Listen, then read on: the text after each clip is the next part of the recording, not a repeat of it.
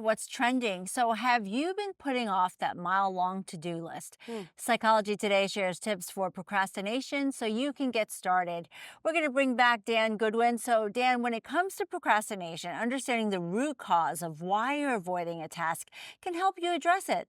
So, how can people find this root cause? That is the question. When somebody is procrastinating, and believe me, I've got a degree in procrastination. So when when you have when you when you have if you're ADHD, if you're easily distracted, and it seems like that's easier to do nowadays, the understanding of why you don't want to do something. Is it an energy? Is it just health? Is it just you're a teenager? I don't know what the answer is, but to get to the root cause and change the story, reframe it, and then break it down and then schedule it. I really like the steps that they outlined in this article. Yeah, well, it talks about breaking a large task into smaller, manageable chunks can make it feel more achievable and less overwhelming. What exactly, how do we start this? How do we do this?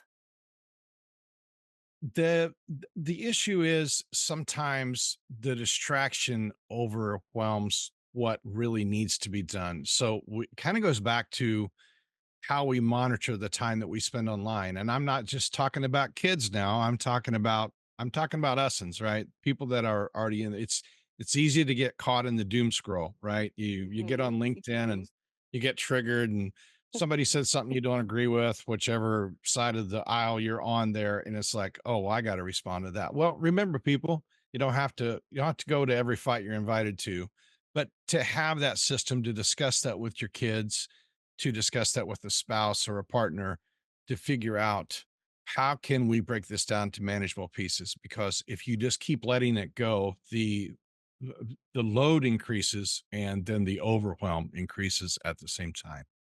Mm. It's not just going to go away. No. Mhm. Thanks so much, Dan.